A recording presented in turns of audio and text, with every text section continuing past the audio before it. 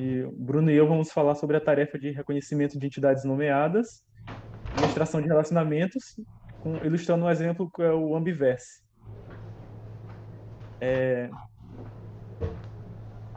Pode passar. Essa aí é a referência do nosso artigo, do artigo que a gente vai apresentar, que é o estudo da importância do conhecimento externo na... Nós não estamos vendo a apresentação. Tem um negócio do Zoom na frente, pelo menos para mim. Ah, não. Sou eu, Não? desculpe. Desculpe. Falha minha, Ah, tá. desculpe. Então, tudo bem. Esse é o Desculpe. primeiro artigo que vamos apresentar. É o estudo da importância no conhecimento externo na tarefa de reconhecimento de entidades nomeadas. Aí a referência, pode passar. O reconhecimento de entidades nomeadas é uma tarefa de detecção de entidades nomeadas, as menções dela em textos não estruturados, e atribuem eles a um tipo correspondente dessa entidade nomeada. Ela é uma tarefa de detecção e é um componente assim crucial, uma ampla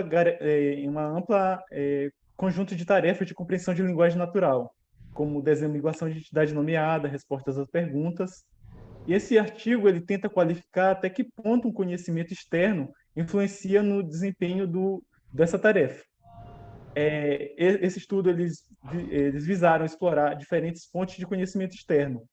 Essas fontes de informação de conhecimento externo foram divididas em 4 categorias, e cada um com sua própria característica.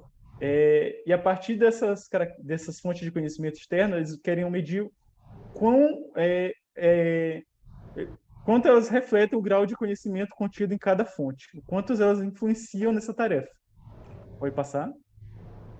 Aí eles dividiram em 4 categorias. Primeiro é o conhecimento, eu vou explicar cada um mais detalhada posteriormente. O primeiro é o conhecimento agnóstico, o segundo é o conhecimento baseado em nomes, depois o terceiro é o conhecimento baseado em base de conhecimentos e o quarto é o conhecimento baseado em entidades. A primeira categoria que eles dividiram foi o conhecimento agnóstico. Ele contém características que podem ser extraídas diretamente do texto, ou seja, sem utilizar fonte externa. Essa é a primeira categoria. Eles são, em sua natureza, a maioria de sua natureza é léxica ou sintática ou linguística. A extração de features nesse tipo de conhecimento agnóstico, eles podem ser implementados utilizando a posição da palavra atual e sua relação com as palavras próximas dentro de uma janela, ou prefixos e sufixos, ou se a palavra está no começo de uma sentença. Ou seja, resumindo, eles não utilizam fontes externas, a estrutura do próprio texto, do próprio local que está sendo fazendo a extração. Pode passar? Próximo é o conhecimento baseado em nome, que o reconhecimento de entidades nomeadas é uma tarefa em que as entidades são extraídas baseadas em uma lista de entidades nomeadas. Existe uma base, um repositório, que já tem essas entidades lá detectadas, e eles utilizam, a partir desse repositório, para extrair as entidades nomeadas do nosso texto que a gente está fazendo análise. No caso aqui desse artigo, eles utilizaram o repositório IAGO, com 20 milhões de entidades nomeadas. E aqui, a partir dessa forma de extração, utilizando o conhecimento baseado em nome, pode encontrar 2 técnicas, que a frequência, o token, menção dos tokens, a frequência das menções do tokens, que refletem a frequência de um dado token em uma lista de entidades nomeadas, e a feature, que é o seguinte, a cada token eles atribuem um peso no texto correspondente. E é o seguinte, esses pesos altos devem ser atribuídos a tokens que indicam entidades nomeadas, e se o token não tem ocorrência, recebem um peso. E a outra técnica é a frequência de sequências de tags de posição, que eles pretendem identificar sequências de posições comuns às entidades nomeadas, como nomes de pessoas, tendem a ser descritos como nomes próprios, ou como nomes de organizações, podem ter padrões mais ricos. Então, tem aqui, por exemplo, a Organização dos Estados Americanos. Uma entidade nomeada com multipalavras. A forma como eles utilizam essas tokens de posição, utilizando 3 nomes próprios: organização, American e States. Então, a partir disso, eles implementam, encontrando sequências correspondentes mais longas no texto de entrada e marcando se o token atual pertence a uma sequência frequente ou não. Pode passar. O próximo é o conhecimento baseado em base de conhecimento. Essa categoria ele agrupa as features de uma base de conhecimento ou de um corpo anotado de uma entidade. Eles codificam o conhecimento sobre as próprias entidades nomeadas, Aí existem 4 técnicas que o autor do artigo colocou aqui, que é o Type Infused Gazetteer Match, que eles utilizam um dicionário para mapear o conjunto de tipos da base de conhecimento e os nomes extraídos correspondentes a esses tipos. E também tem a probabilidade de link da Wikipédia, que é o seguinte: ele mede a probabilidade de um token dado estar vinculado a alguma entidade nomeada que tem uma página na Wikipédia. A intuição é que esse token linkado com vinculado à página de entidades nomeadas tendem a ser uma entidade nomeada. E a probabilidade de tipo, que ele codifica a probabilidade de um token pertencer a um determinado tipo. Por exemplo, Obama. Obama tem a maior probabilidade de ser uma pessoa do que ser um local.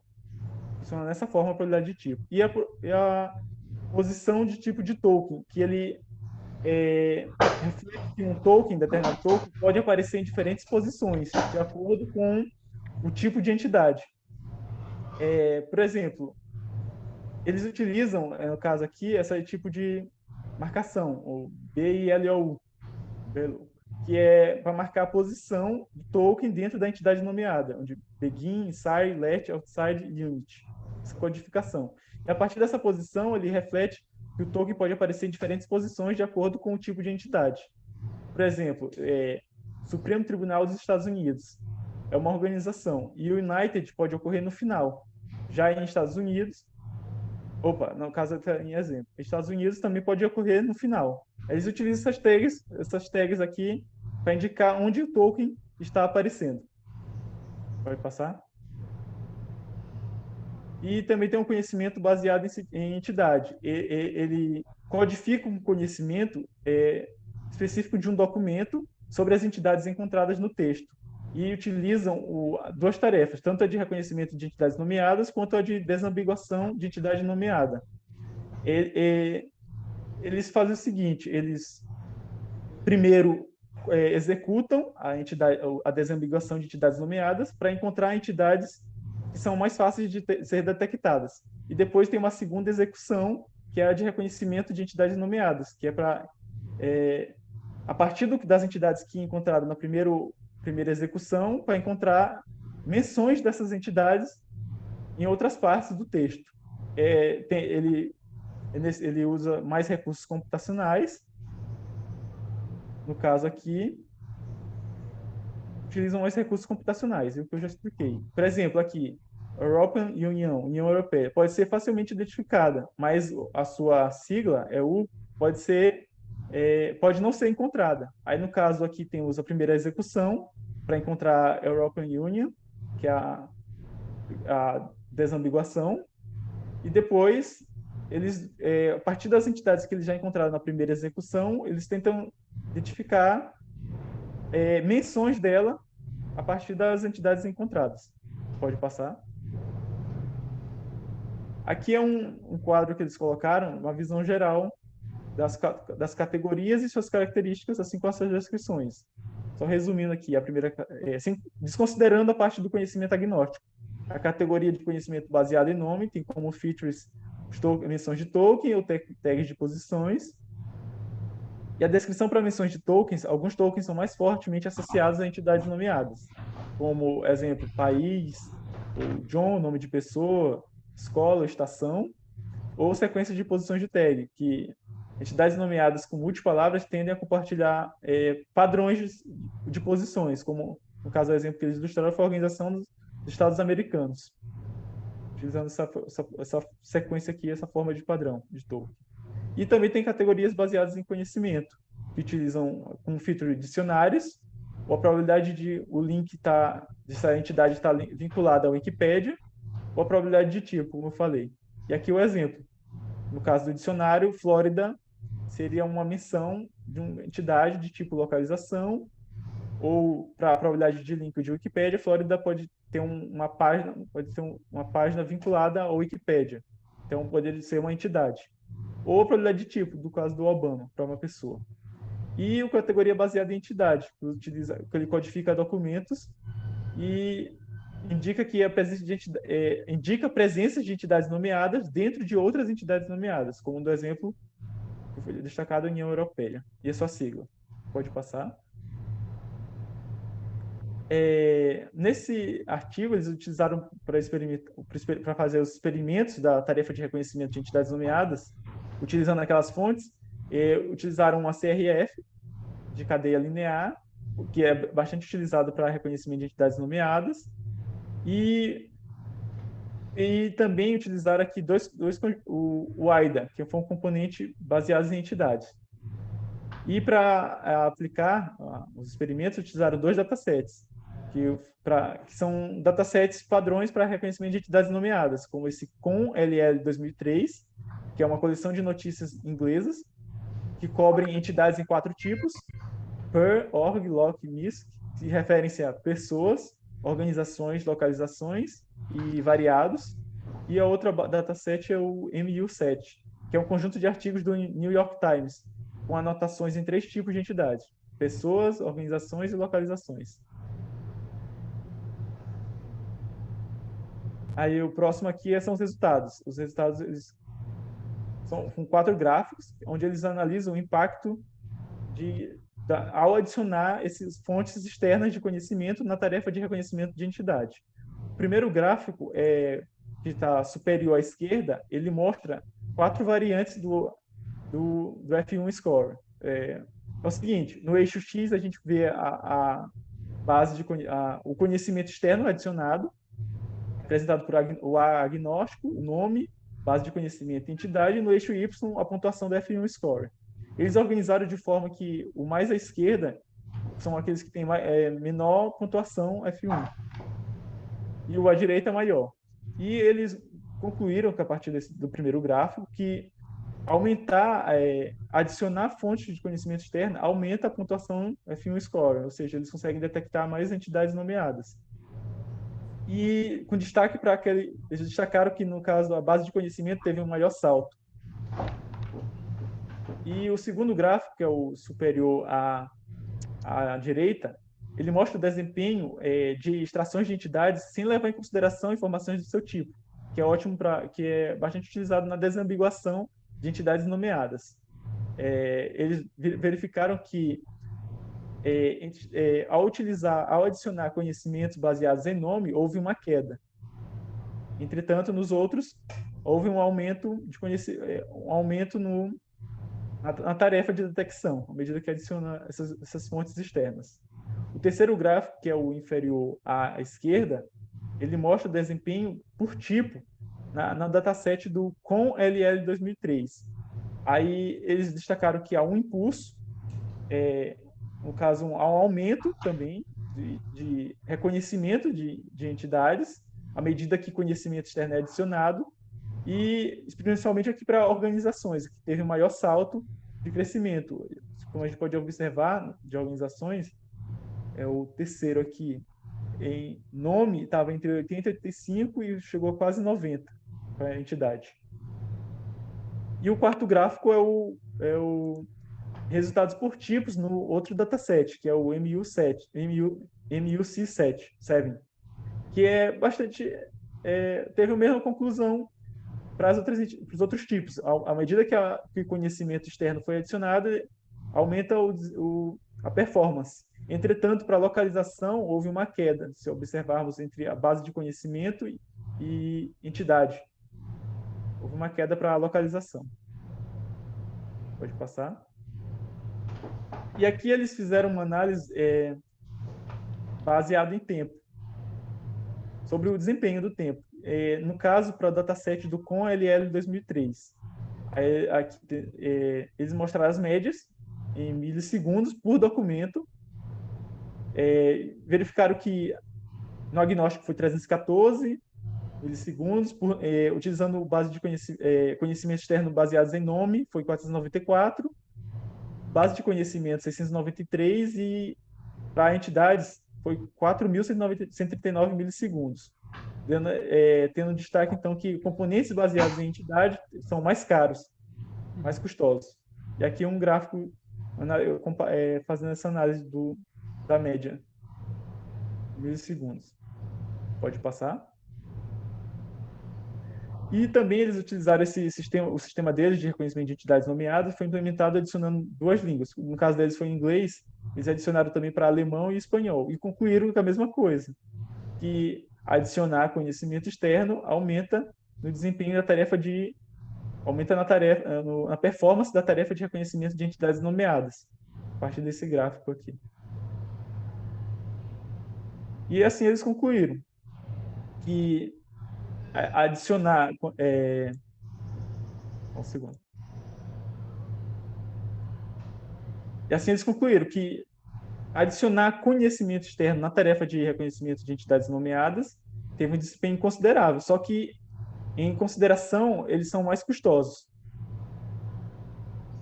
E o trabalho conseguiu alcançar o que queria, que era realizar reconhecimento de entidades nomeadas a partir de 4 categorias, no qual eles definiram. Cada categoria transmite diferente conhecimento. Pode passar. E um outro artigo, né, dentro desse contexto é a extração conjunta de entidades e relacionamentos sobrepostos usando um mecanismo de atenção à posição, que é o seguinte, pode passar? Essa aqui é a referência. A tarefa de reconhecimento de entidades nomeadas e de relacionamentos entre essas entidades, elas acontecem em sistemas tradicionais de formas separadas. Primeiro, a gente extrai as entidades, e a partir das entidades extraídas, ele tem uma outra subtarefa que é para extração de relacionamentos. Só que esse artigo ele se propôs a fazer em um único modelo a extração conjunta das entidades junto com as relações entre essas entidades. Aí eles introduzem que identificar entidades separadas de relacionamentos ignoram as dependências entre essas tarefas e pode propagar erros. No caso é o seguinte, durante as tarefas, se elas ocorrerem separadas, podem fazer com que as entidades e seus relacionamentos não sejam encontradas. Por exemplo, observamos o exemplo aqui do presidente Trump dos Estados Unidos, nasceu no bairro do Queens, em Nova York. Aqui esse exemplo ele ilustra o que são essas relações sobrepostas.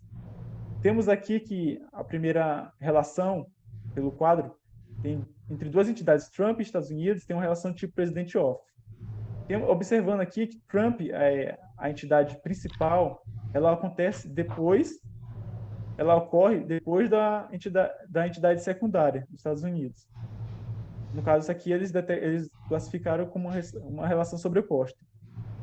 E outras relações aqui, que Trump nasceu em Queens, também tem uma relação sobreposta, que é o seguinte, essas relações acontecem porque essas entidades compartilham. Por exemplo, Trump e Nova York, que é uma relação de born-in, e Queens em Nova York. Nova York é uma entidade secundária que tem relação com Trump e com Queens. Então, é umas relações de sobreposição. Então, nessa forma, que é bastante comum nos textos não estruturados, aquelas tarefas em sistemas tradicionais podem fazer com que não detectem esses tipos de relacionamento. Pode passar. Então, esse artigo propôs a extração conjunta de entidade e relação em um único modelo. Esse modelo unificado de extração conjunta, eles... Um segundo. Eu perdi aqui. Esse modelo unificado de extração conjunta, ele marca diretamente entidade e rótulos de relação de acordo com a posição da palavra na consulta P. Ou seja, detecta a entidade em P, identificando entidades em outras posições. A ideia é o seguinte, dada a posição em uma consulta P, esse modelo ele busca responder 2 questões. Qual é a entidade e seu tipo naquela posição P e quais entidades têm relação com a palavra na consulta na posição P. Pode passar? Então, eles criaram uma estrutura, um esquema de marcação especial, que anota as entidades da consulta, da palavra consulta, na posição P e as outras posições e as palavras na mesma sentença em relação àquela palavra na posição P. E eles utilizam essas anotações aqui para identificar entidades e relacionamentos. No caso, per, para pessoas, e loc, location, por exemplo, localização, e para esse tipo de rótulo aqui para relacionamentos, como PO, President of, BI para Born In. E caso a palavra não seja uma entidade, eles representam por O. Então, a ideia é utilizar rótulos para indicar a posição dos tokens e entidades e extrair entidades. E verificar os relacionamentos também entre elas. Eles também utilizam uma tag de posição, porque é o seguinte, algumas entidades podem ter várias palavras, são, como eles chamam de multipalavras, como os Estados Unidos da América. Estados Unidos da América é uma entidade, só que é formada por 3 palavras. Então, eles utilizam essa forma aqui de marcação, que é o BIES, para marcar onde começa essa entidade e onde ela termina. O B para begin, I para inside, ends e single. O single é quando uma entidade só é composta por um único nome. E a ideia desse trabalho é extrair as triplas, de forma que, nessa forma aqui, entidade, o tipo de relação e a segunda entidade, que a primeira entidade é a principal e a segunda entidade é a entidade secundária. Pode passar?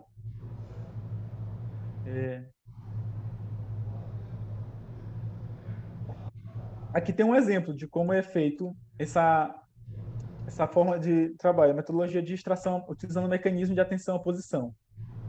Eles têm aqui a sentença, que nós utilizamos no primeiro exemplo, e para cada palavra na sentença, ele faz uma marcação, estabelece uma marcação, e para cada palavra da mesma sentença, ele faz uma marcação para essas outras palavras em relação à palavra na posição P. Não sei se ficou claro. Por exemplo, aqui, o D da sentença, D, é um artigo que não é uma entidade, que ele marca como O, que vai representar que não é entidade. E todas as sentenças, as palavras da sentença, em relação, ele vai também taguear como O, porque esse artigo não é uma entidade.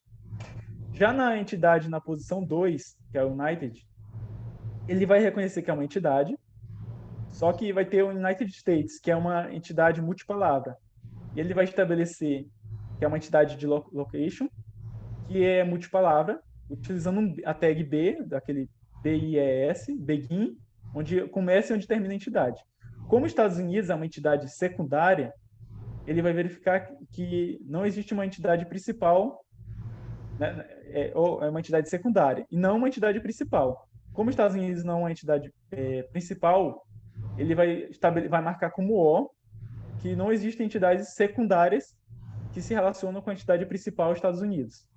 Já na posição 5, que é o Trump, ele vai ver que Trump é uma entidade principal, do tipo person, e single, que é a única palavra. E vai ter uma relação com as entidades. A partir de Trump, na posição 5, e vai marcar para as outras palavras na sentença qual o relacionamento dessas outras entidades com Trump. No caso dos Estados Unidos aqui, é uma entidade que é uma entidade secundária, ele vai marcar que aqui já é o relacionamento entre o Trump e os Estados Unidos, que é do tipo PO, que é President of, junto com as tags de posição, begin e end. Assim, de maneira análoga, ele também detecta Trump e Queens. No caso, Queens é uma entidade também, de localização, só que aqui ele vai estar, como a posição da consulta lá em Trump, ele vai estabelecer que Queens é uma outra entidade com relação em born in, e Queens é uma única palavra.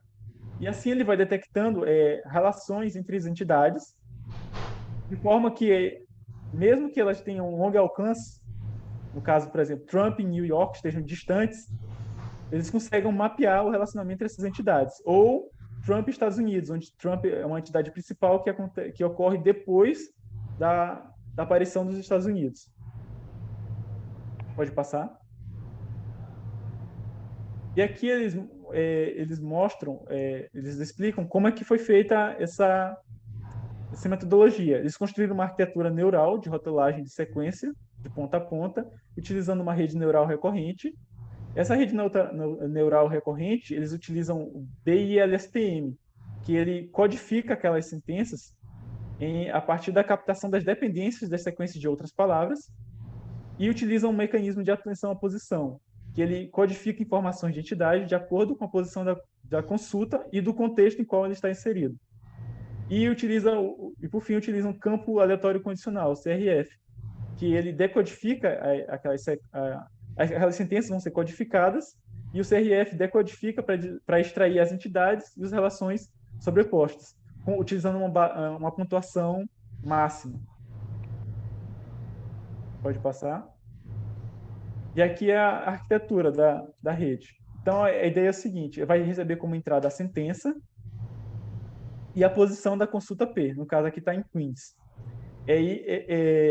Depois, ele vai utilizar a rede, o BILSTM para codificar as palavras e a palavra na posição P, utilizando esses estados aqui, o HP e o HT.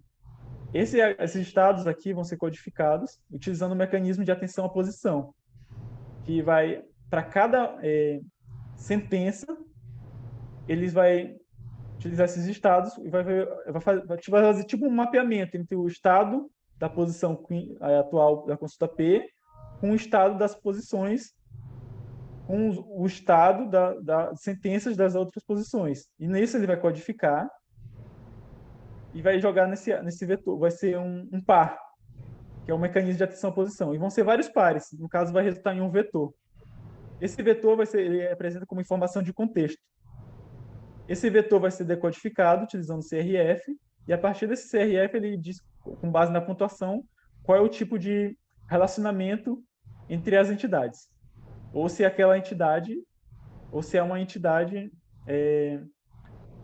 ou se é uma entidade, de fato. Pode passar. Aí, para fazer esse experimento, eles utilizaram dois datasets públicos, que foi um New York Times, que é um corpo de notícias do New York Times, e essa base de conhecimento do Wikipedia, que eram sentenças de artigos do Wikipedia. Para validar resultados, eles utilizaram as triplas extraídas do experimento deles. Pode passar. Aqui eles fazem uma comparação com outros métodos que fazem extração conjunta de entidades e relacionamentos. No caso aqui, o deles é PA, LSTM, CRF, o PA de atenção à posição, e podemos destacar que o método deles tiveram um maior F1 score. Apesar de, por exemplo, aqui na precisão, no corpo de texto do New York Times, o que teve maior pontuação foi do LSTM CRF, melhor precisão. Por outro lado, o recal deles foram baixos. Já no PA LSTM, eles tiveram um maior recal, teve uma precisão razoável, e por isso teve um F1 score. Já no Wikipedia, na base de dados do Wikipedia, sentenças do Wikipedia, eles não tiveram maior precisão no recal, entretanto, o F1 score deles foi melhor. A partir disso, eles concluíram que, a partir do F1 score, que o método deles foram melhor nessa extração de conjuntas, nessa extração conjunta de entidades e relacionamentos, utilizando esse mecanismo de atenção à posição. Pode passar. Aí eles fizeram uma comparação no tempo de execução com os outros métodos. No caso, os outros métodos, eles fazem no caso, os métodos que eles compararam foi o LSTM, pode voltar um slide, foi o LSTM-CRF e o LSTM Bias. Pode voltar. Eles fazem um mecanismo de de marcação apenas uma vez na sentença. Já para o método deles, eles fazem para as N sentenças, N marcações. E com isso teve mais custoso. E aí eles concluíram que o deles teve, análise de complexidade foi de N ao quadrado, enquanto os outros foram de O de N. E também fizeram uma outra comparação, que foi a detecção de relacionamentos de longo alcance, como aquele do exemplo que Trump e New York City estavam bem distantes. Aí eles descobriram que o método deles eles concluíram que o método deles foram mais efetivos em encontrar relacionamentos de longo alcance. Esse gráfico aqui, ele mostra no eixo X a pontuação da F1 Score e no eixo Y a distância entre as entidades que estavam sendo relacionadas.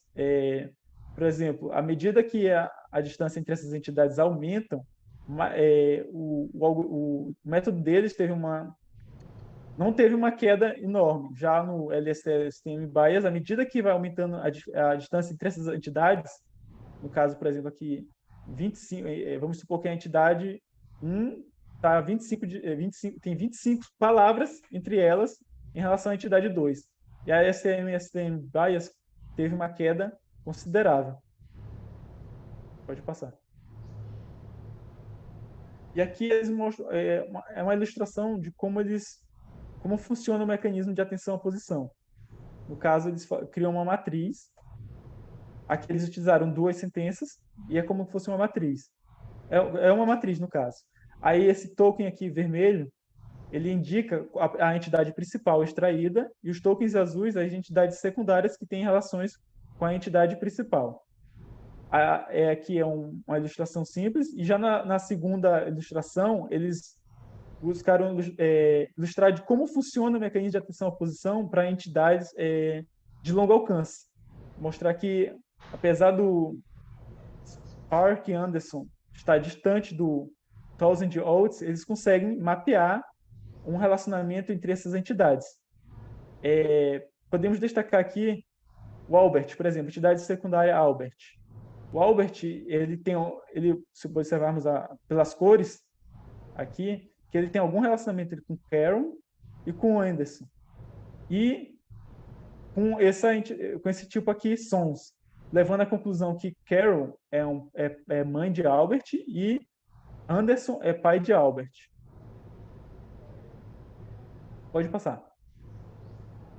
Então, eles concluíram que o método deles se tornou, de fato, conseguem extrair relações e entidades ao mesmo tempo. No caso, para 2 conjuntos de base público. E foi útil para modelar também dependências de longo alcance, de forma que conseguissem detectar esses relacionamentos entre entidades que estão distantes uma da outra. Pode passar. Agora o Bruno vai apresentar. Beleza. Agora eu vou falar um pouco sobre esse artigo aqui. Ele é intitulado Joint Extraction of Entities and Relations Based on a Novel Decomposition Strategy. E ele foi publicado na 24ª Conferência Europeia de Inteligência Artificial em 2020. Então, extrair pares de entidades relacionadas de um texto não estruturado é um passo essencial na construção automática de uma base de conhecimento. Um sistema ideal de extração, ele deve ser capaz de extrair tanto as relações normais quanto as relações sobrepostas. Ou seja, quando existem várias relações que compartilham uma entidade comum. Para isso, os pipelines tradicionais, eles utilizam uma abordagem na qual, primeiro, eles têm que reconhecer as entidades e depois eles escolhem uma relação para cada par possível de entidades extraídas. Essa estrutura, ela torna a tarefa mais fácil de conduzir, só que ela tem alguns problemas, né? Ela ignora as interações subjacentes entre essas 2 subtarefas. Posto isso, ao invés do artigo ele efetuar a extração de entidades e relações de forma separada, existem umas outras abordagens que são citadas aqui, que permitem com que seja utilizado um esquema de marcação, a fim de transformar a extração conjunta em um problema de rotulagem de sequência, com um tipo de múltiplas partes de marcações. Contudo, essa abordagem ela também peca na identificação de relações que se sobrepõem, o que pode levar a um processamento ruim de frases com esse tipo de relação. Para tentar melhorar, né, e resolver esse problema, foi apresentada uma nova abordagem, a PA-LSTM, que ela consistia em marcar os rótulos das entidades e relações simultaneamente, de acordo com cada posição das palavras de uma consulta. Só que esse modelo e o modelo anterior, eles ainda têm alguns probleminhas. Eles ignoram a estrutura interna. Como assim, né? Principalmente com relação às dependências entre as head entities e as tail entities e as suas relações, que são geradas devido ao processo unificado de rotulagem única.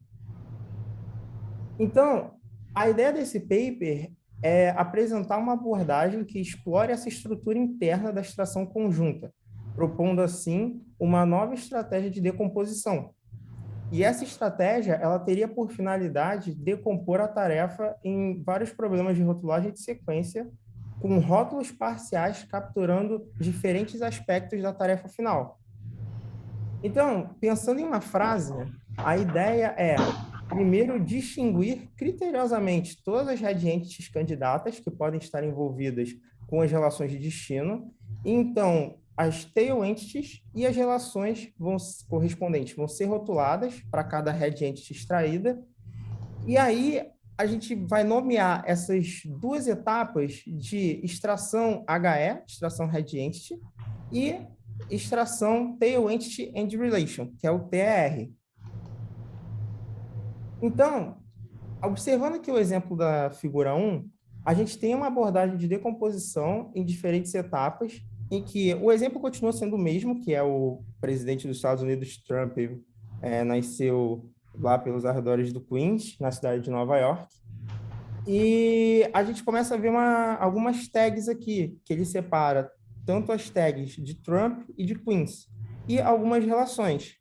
Mas eu vou voltar nessa figura posteriormente, porque agora eu vou mencionar um pouco como que esse processo funciona, esse processo de fazer esses rótulos. Então, como é que funciona isso, né? A gente tem o esquema de marcação. O que é esse esquema? Ele pega a tarefa de extração conjunta e transforma ela em vários problemas de rotulagem de sequência. Então, a extração HE ela vai ser decomposta em duas subtarefas de rotulagem de sequência. Então, meio que a gente está dividindo o cara. E a primeira subtarefa, ela se concentra principalmente em identificar a posição de início de uma head entity, em que um token ele vai ser rotulado de acordo com o tipo de entidade correspondente. Então, se for a palavra inicial, isso vai acontecer. E se não for uma palavra inicial, a gente vai marcar com aquele rótulo ou, né, de outside. Em contraste, a segunda subtarefa, ela vai visar identificar a posição final de uma head entity e tem um processo de rotulagem semelhante, exceto que o tipo de entidade ele é rotulado para o token, que é a palavra final. Posto isso, para cada head entity encontrada, a gente vai aplicar a extração TR. Essa extração, ela também é decomposta em duas subtarefas de rotulagem de sequência e utilizam os limites de extensão para extrair entidades, essas tail entities, e prever as relações simultaneamente. Então, a primeira tarefa de rotulagem de sequência, ela vai rotular principalmente o tipo de relação para que o token, que é a palavra inicial da tail entity, enquanto a segunda tarefa, ela vai marcar qual que é a palavra final. Então, agora a gente pode voltar nessa figura 1 e, tentando clarificar um pouco, a gente vai ter, nessa frase, né, as palavras Estados Unidos, Trump, Queens, New York City. E tudo isso está relacionado aos resultados finais da extração. Portanto, essas palavras elas vão ser rotuladas com etiquetas especiais. E aí, o que não foi considerado, a gente vai marcar com essa tagzinha do ou. Então, por exemplo, a palavra Trump ela é a primeira e também a última palavra da entidade principal Trump. Então, as suas ambas tags vão ser a person. Na sequência de tag inicial e final, né, que estou comentando, né, na hora de marcar as head entities. Já pela extração TR, que a gente está mapeando aqui as tail entities e os seus relacionamentos, quando a entidade principal fornecida é o Trump, existem duas tail entities envolvidas com as relações desejadas.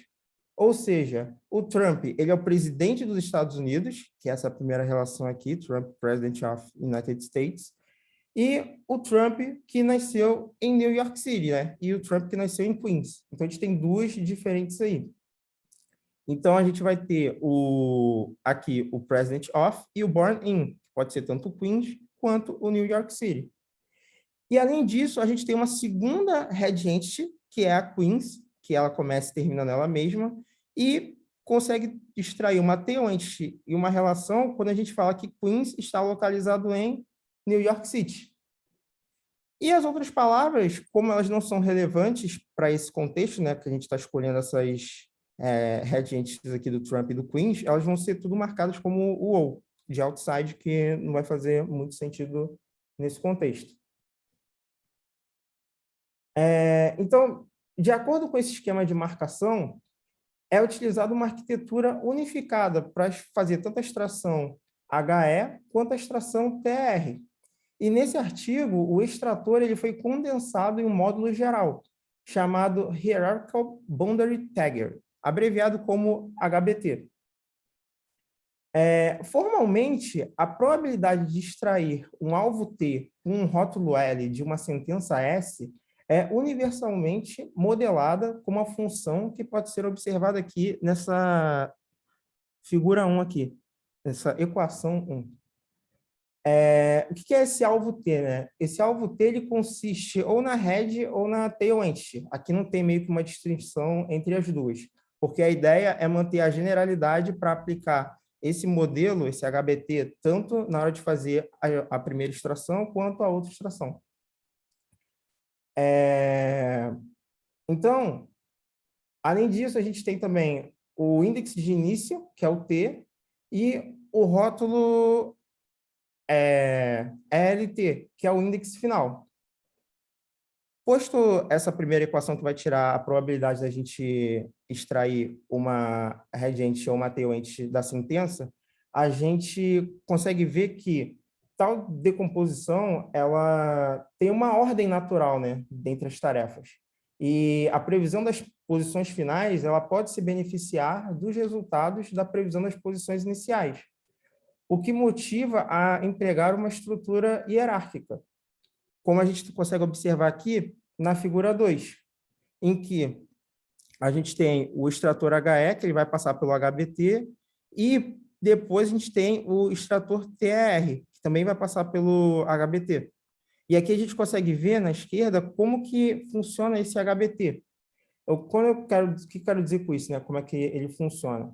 A gente associa uma camada a cada tarefa e obtém os resultados da marcação, bem como os resultados ocultos dessa tarefa de baixo nível. Então, a ideia aqui é pegar e aplicar outros recursos, como esse HISTA e o BILSTM, que eu vou mencionar mais à frente, para montar a melhor forma de fazer essa extração, lembrando sempre que, primeiro, a gente está olhando para as head entities, porque as head entities elas vão dar a informação que a gente precisa para identificar quais vão ser as tail entities e as relações entre si. Então, para compor esse codificador básico, foi escolhido o BILSTM. E o que é isso, né? Ele é um modelo de processamento de sequência que consiste em 2 LSTMs. Então, um vai receber a entrada numa direção para frente e o outro numa direção oposta. E, formalmente, como é que a gente vai pegar tanto essa posição de início quanto essa posição de fim? Então, o rótulo da palavra XI, ao marcar a posição inicial, ele é previsto, como diz a equação 4 aqui. E o que é essa equação, né? Essa equação ela tem o HI, em que ela denota a representação do token, e o AI, que é um vetor auxiliar. Então, para a extração HE, o AI é uma representação global aprendida de toda a sentença. Então, percorrendo a sentença e fazendo o aprendizado com relação a ela, a gente consegue pegar esse AI. E o HI ele é a representação de cada token. Já para outra extração, a TR, o AI ele já vai ser a concatenação de uma representação global e um vetor relacionado à head entity. para assim indicar a posição e as informações semânticas da rede ente fornecida. Então, aqui a gente adota o BILSTM-STA para a gente fundir esse vetor HI junto com o AI em um único vetor, esse HI-STA. E, analogamente, a tag final de XI também pode ser calculada pela equação que a gente pode ver aqui na equação 7. Mas qual que é a diferença, né, entre esse passo de calcular o início e o passo de calcular o final? A grande diferença, além dessa fusão, da gente pegar e gerar esse vetor, né, fundindo os vetores AI e os vetores HI em um só, para criar esse vetor HI-STA, porque assim, a gente cria esse vetor a fim de obter os resultados ocultos das posições de início quando se está prevendo as posições de fim. Então, é aquela coisa que eu falei anteriormente de se basear no início para conseguir identificar melhor o fim. E, além disso, a gente também tem essa variável aqui, PISE, que consiste em uma matriz de embeddings. Então, a gente também vai utilizar os embeddings para concatenar essas informações todas e aí sim poder marcar onde estão as posições finais. Então, posto isso tudo, a gente agora define a perda do treinamento, que a gente sempre quer minimizar, do HBT, como a soma das probabilidades de log negativo das tags de início e fim pelas distribuições previstas, onde a gente tem aqui esse YI-STA e esse YI chapéu STA, que nada mais nada menos é do que são as verdadeiras tags de início, e esse Y chapéu ND, que são as verdadeiras tags de fim. Então, a gente está sempre fazendo uma comparação do ideal, né, com o que verdadeiramente na prática a gente está conseguindo. Então, fechando essa parte de como fazer essa codificação, a gente tem esse algoritmo de decodificação. Então, como é que isso funciona, né? Da linha 1 até a linha 12 desse algoritmo, a ideia dele é fazer uma preparação, pegando todas as informações que a gente conseguiu, que estão relacionadas à parte de codificação, e armazenando essas informações, como o cálculo da matriz de embeddings, quais são as verdadeiras tags de start, tags de end, tudo mais. E, a partir da linha 13, a ideia é começar a decodificar essas starts e end tag S, que a gente consegue observar aqui, e procurar as posições iniciais que deem match com as posições finais. E como é que esse match está sendo avaliado, né? Esse match ele é avaliado pelas tags de start e end elas serem iguais. E com isso a gente vai conseguir o quê? Pegar aquela frase lá do começo e ver que, tipo, isso aqui por exemplo, o Trump, ele é uma red ent. E o Queens é onde que ele nasceu, porque ele está relacionado ao Trump. Então, é através dessa codificação e decodificação que a gente começa a analisar aquela sentença. Então, com o esquema de tags e o modelo HTB definidos, o artigo ele também propõe uma arquitetura de redes neurais para extrair entidades e relações sobrepostas em conjunto. Então, o que isso vai fazer, né? Primeiro, ele vai codificar a frase, também com o codificador BILSTM, esse aqui não é o mesmo de antes, é outro. E, após isso, ele vai passar por um extrator HE para extrair essas red entities, e para cada red entity extraída, o extrator TER é que ele vai ser acionado com a semântica e a posição dessa red entity, e é assim que ele vai detectar as tail entities.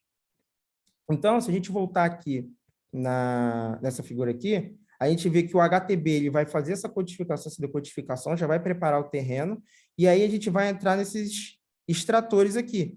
Então, esse extrator puxa a questão do Trump, passa para o outro extrator puxa as relações.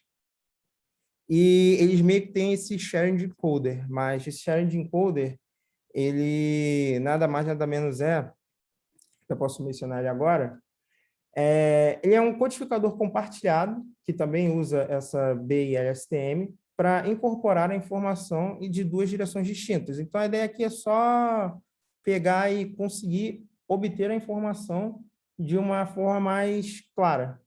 E aí, o extrator HE, ele vai distinguir as gradientes, o extrator TR, ele vai incluir múltiplas informações-chave, como as palavras contidas dentro das tail entities, as head entities dependentes, o contexto que indica a relação entre as head entities e a tail entity, e a distância entre a head entity e a tail entity no contexto da sentença, né, da frase. Então, a fim de treinar esse modelo, dois sinais distintos de aprendizado eles são enviados. Um, ele vai estar relacionado com a extração HE e o outro relacionado com a extração TR. Então, para cada instância de treino, seleciona-se aleatoriamente uma head entity de um conjunto de head entities de ouro, entre aspas, né, para ser definido como a entrada. E essa entrada ela vai ser especificada no extrator TR e, após isso, o modelo ele vai ser treinado utilizando uma forma de gradiente descendente estocástico. Então, a gente também pode, nesse caso aqui, na hora de treinar o modelo, repetir cada frase múltiplas vezes, para garantir que todas as triplas sejam utilizadas. Mas acaba que, quando o cara construiu o artigo, ele falou que os resultados experimentais de ficar sempre repetindo a mesma frase não foi tão benéfico assim. Então, meio que não fez diferença. Agora, comentando um pouco sobre os experimentos que foram realizados, né, pelo artigo, eles utilizaram 3 datasets distintos, que foi esse NYT single, NYT multi e o Web NLG.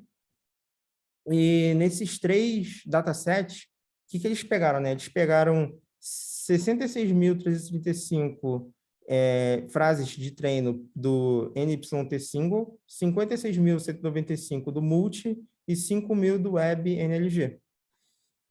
Cada um contendo aqui os 2 primeiros 24 relações e o último já 246. E para fazer os testes, eles testaram com 395 do single, 5.000 do multi e 703 do NLG. Esse foco aqui no multi, né, fazer um teste com 5.000, é mais por causa da ideia do artigo, né? Então, como a ideia dele é você ver essas relações sobrepostas, faz sentido testar com muito em um dataset que tenha múltiplas relações sobrepostas. E como que ficou isso, né?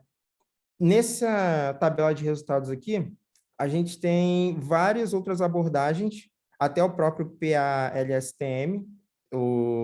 E aqui a gente consegue ver que a abordagem feita pelos autores, o ETL-SPAN, que é esse cara aqui de baixo, ele consegue performar melhor tanto na questão de recall e F1 do NYT single, mas ele chega a perder aqui para o novel tagging em questão de precisão.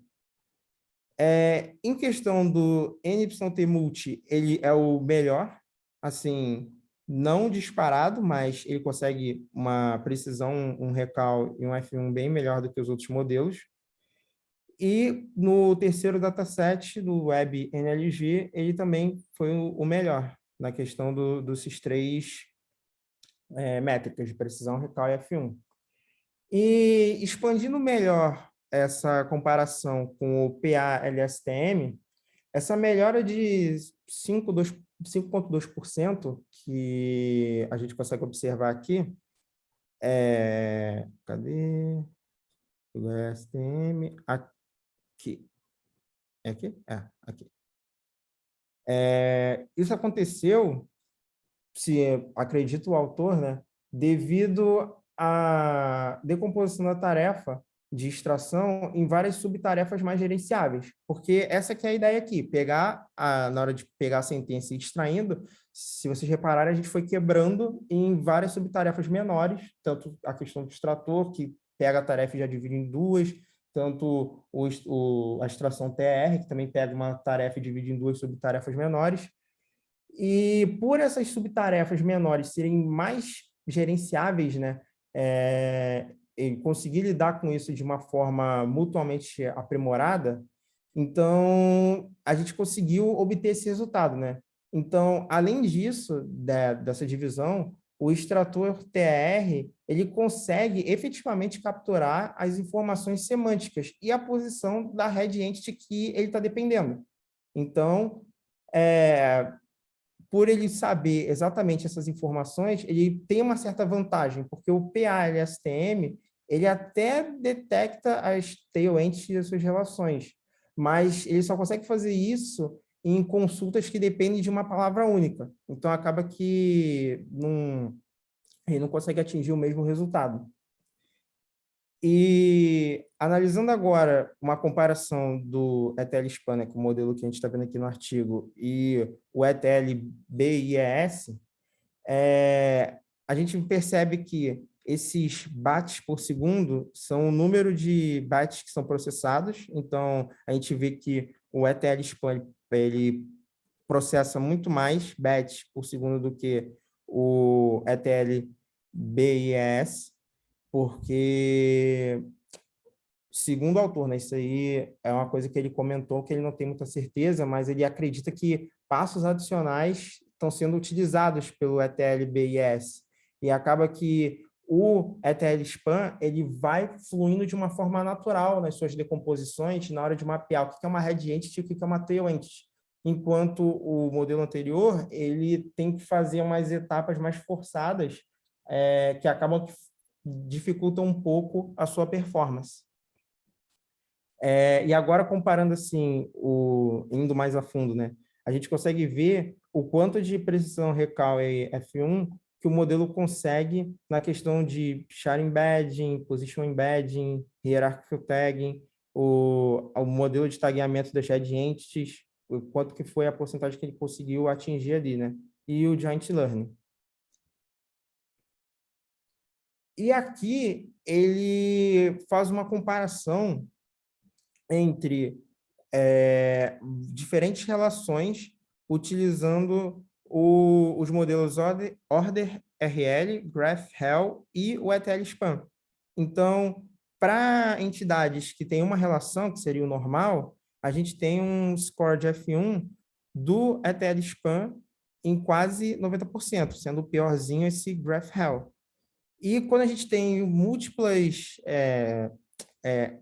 relações relacionadas a uma entidade, a gente vê que o modelo do GraphHEL ele meio que vai decaindo um pouco, mas o OrderRL e o ETL-SPAN continuam com um F1 muito bom, sendo o modelo proposto pelo artigo o melhor. E aí, quando a gente tem entidades pareadas, né, que se sobrepõem, aí a situação já fica um pouco mais complexa para os três modelos. O F1 decai muito, mas mesmo assim o modelo do artigo ele continua tendo um resultado ínfimo, mas melhor do que os outros modelos. E aqui no gráfico da figura 4, a gente consegue ver quanto que é esse decaimento baseado no número de triplas que a gente está sendo executando utilizando o dataset do NYT Multi na hora de fazer os testes. Então, por fim, o que esse artigo ele tem a dizer, né? Ele apresenta um framework fim a fim, tanto que a gente conseguiu observar ali na figura 2 todas as etapas do que ele está fazendo, para fazer essa rotulação e fazer essa extração de entidades conjuntas e suas relações, utilizando uma estratégia de decomposição. Ele menciona que os resultados experimentais eles mostram que decompor a tarefa original acaba simplificando o processo de aprendizagem e apresenta um resultado melhor no geral, como a gente pode observar nos gráficos. Ele também menciona a habilidade do modelo de lidar com a extração de relações normais que se sobrepõem na real, né, e as múltiplas. E ele fecha falando nessa questão do futuro, que eles gostariam de explorar estratégias similares de decomposição em outras tarefas de extração de informação. Então, a ideia aqui no final mesmo é mostrar que o modelo deles funciona consegue atingir um resultado próximo, superior a alguns modelos em alguns cenários e próximo a outros modelos em outros cenários. E, no geral, fazer essa decomposição, ela é boa porque ela melhora a questão da aprendizagem do modelo no caso geral. Então, agora, a gente vai falar um pouco sobre o Ambiverse, que aí eu volto a palavra para o Eduardo, Isso. para a gente fechar a apresentação. Eu vou pedir para o Bruno para ele parar de compartilhar a tela. Eu colocar aqui.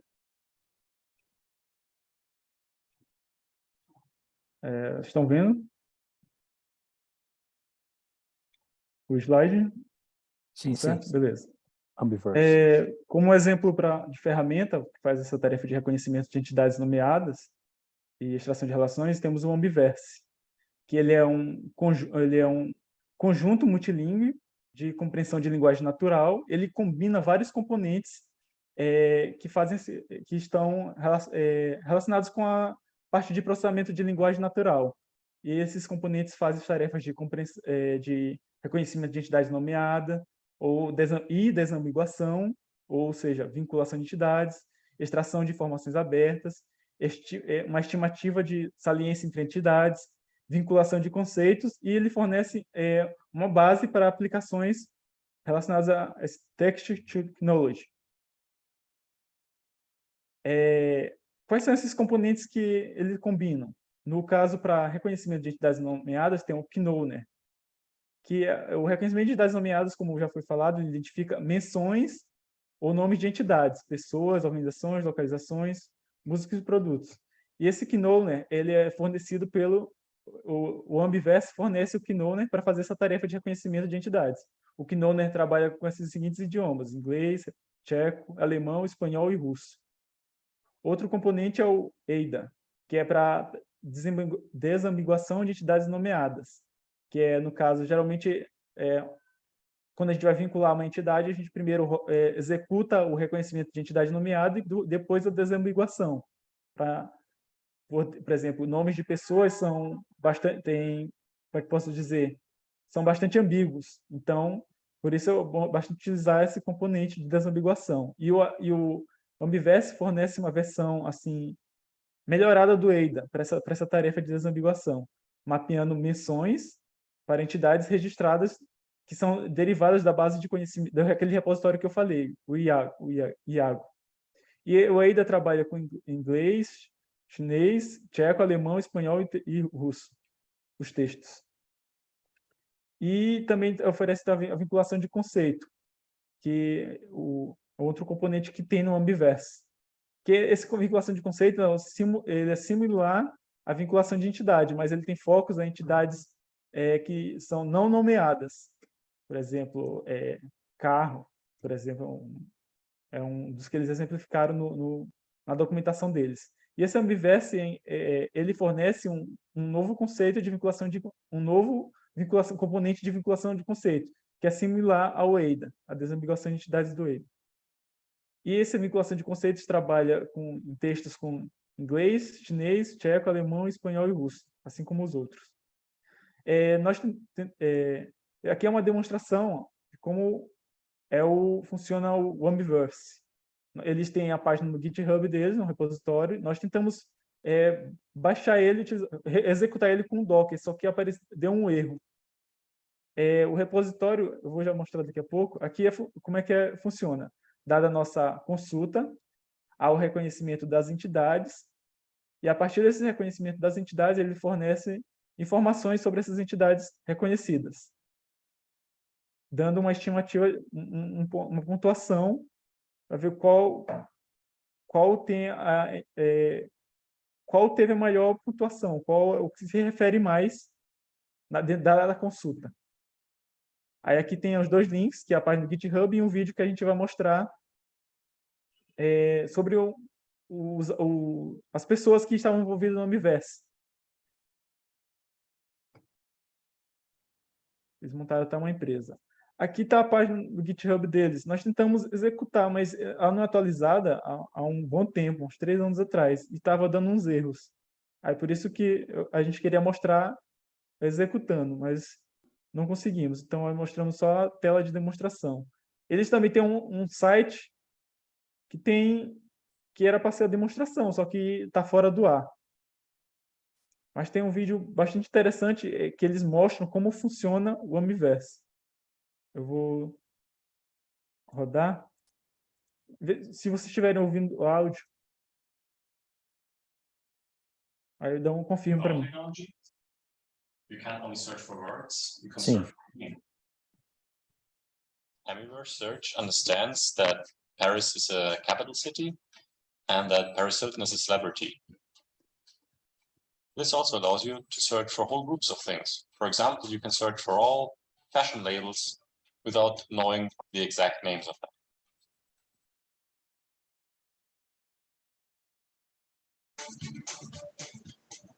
Amiverse Analyze allows you to understand, for example, the fashion market. You can track the entity Prada over time, you know when it's peaking in popularity, and especially you can correlate Prada against all the other entities in the same sector, so against all the other fashion brands. We will also provide you with background information as you write to support your research process.